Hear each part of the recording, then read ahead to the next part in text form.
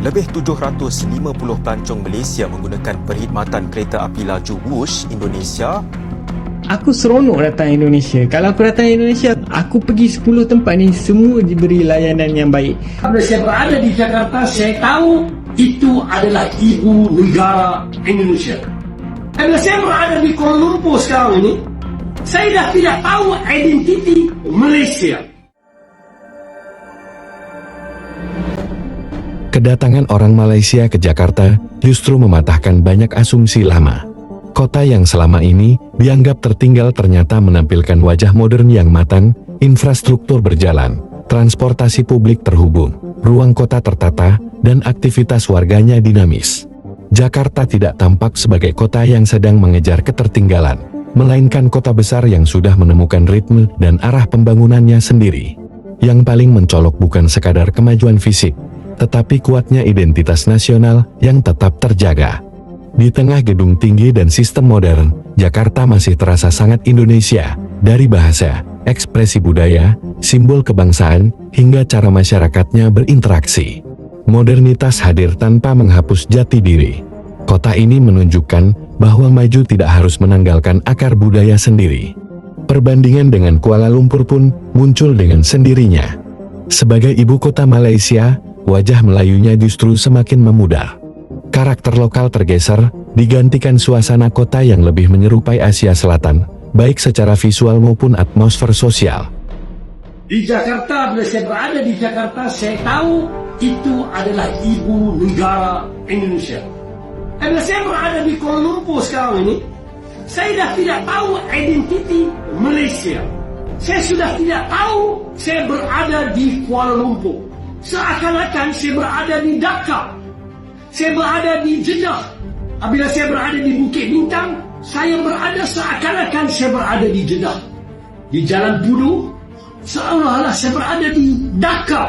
Lebih 750 pelancong Malaysia menggunakan perkhidmatan kereta api laju Wush Indonesia dalam hari pada awal September didorong cuti hujung minggu panjang di kedua-dua negara. Menurut pengendali perkhidmatan itu, sejak dilancarkan pada Oktober 2023, perkhidmatan itu membawa 528,000 penumpang asing dengan rakyat Malaysia mencatatkan jumlah terbesar iaitu 225,000 orang atau 43% menurut PT Kereta Cepat Indonesia China KCIC. Jurucakap KCIC Eva Khairunisa berkata, pelancong asing menganggap Wush bukan sekadar pengangkutan tetapi juga sebahagian daripada pengalaman pelancongan mereka di Indonesia. Kata Eva, setiap hari puluhan kumpulan pelancong Malaysia tiba, sama ada dari lapangan terbang atau selepas melawat Jakarta sebelum meneruskan perjalanan ke Bandung menaiki kereta api Wush. Wush ialah perkhidmatan kereta api laju pertama di Asia Tenggara menghubungkan Jakarta dengan Bandung dalam tempoh kurang 50 minit bagi jarak 150 km berbanding 1,5 hingga 3 jam melalui lebuh raya Bertol. Perjalanan ke Bandung di Jawa Barat, destinasi hujung minggu popular bagi penduduk Jakarta, boleh mengambil masa lebih 4 jam semasa kesesakan cuti dan lebih lama lagi pada waktu puncak.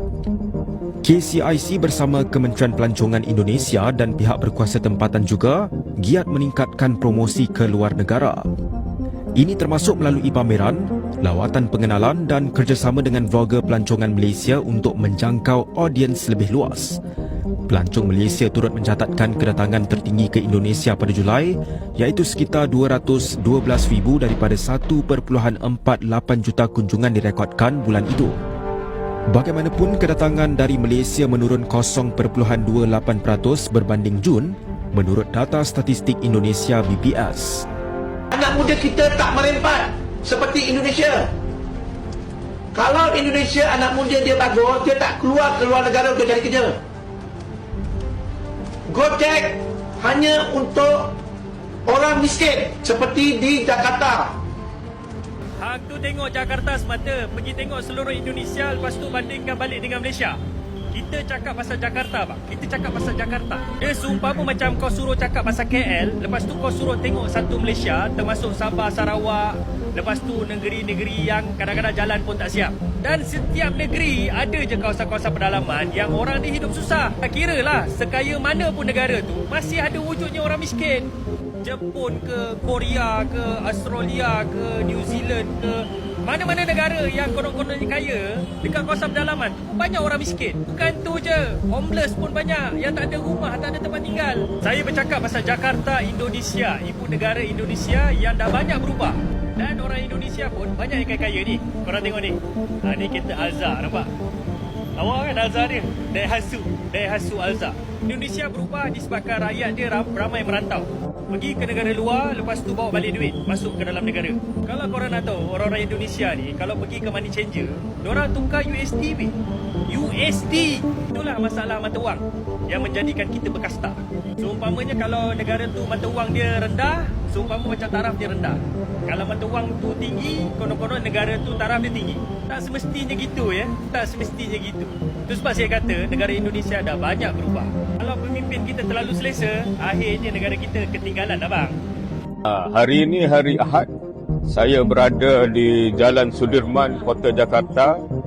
Ianya ialah hari Car Free Day yang mana daripada pagi sehinggalah dalam jam 11 jalan ini ditutup bagi membolehkan warga Jakarta untuk menikmati suasana pagi mereka berjalan, berlari, apa yang mereka panggil olahraga. Dan Jalan Sudirman ni memang pada hari-hari biasa merupakan jalan yang sibuk. Mungkin macam Jalan Sultan Ismail di Kuala Lumpur, tapi jalan ni lebih besar, dipenuhi dengan berbagai pejabat, hotel dan seumpamanya. Ini merupakan satu tradisi yang saya kira amat menarik kerana ianya dibuat secara konsisten, disertai oleh warga ramai ya, dan ianya sudah menjadi satu macam tanda ataupun simbol Jakarta. Dan memanglah kalau hari Ahad, jika saya ada di Jakarta, saya akan cuba sertai Car Free Day. Aku seronok datang Indonesia. Kalau aku datang Indonesia, aku pergi 10 tempat ni semua diberi layanan yang baik. Sebab kau diumpama macam mana, kalau kau masuk kandang kambing mengembek, kalau kau masuk kandang rimau mengaum lah kan. Aku rasa tak ada lagi bila aku bagi tahu aku dari Malaysia, tak ada lagi orang datang, oh dari Malaysia, kita kena pukul dia. Tak ada. Aku tak jumpa lagi lah kan. Tak jumpa sepanjang aku travel dekat Indonesia tu. Bila aku cakap aku orang Malaysia, paling-paling pun dia orang menganjing lah. Upin-ipin, betul Kak Ros mana? Oh dari Malaysia je. Tapi benda tu aku anggap sebagai gurauan, sebagai biasa. Dia umpama, kalau aku nak cakap dekat sini, dia umpama kalau orang Indonesia datang Malaysia, kita cuba mengolok ataupun kita cuba menganjing cakap orang Indonesia kan. Ya bisa mas, ya pak, macam tu lah juga bila kau datang sana. Bagaimana pendapatmu mengenai ini, Sob? Tulis di komentar.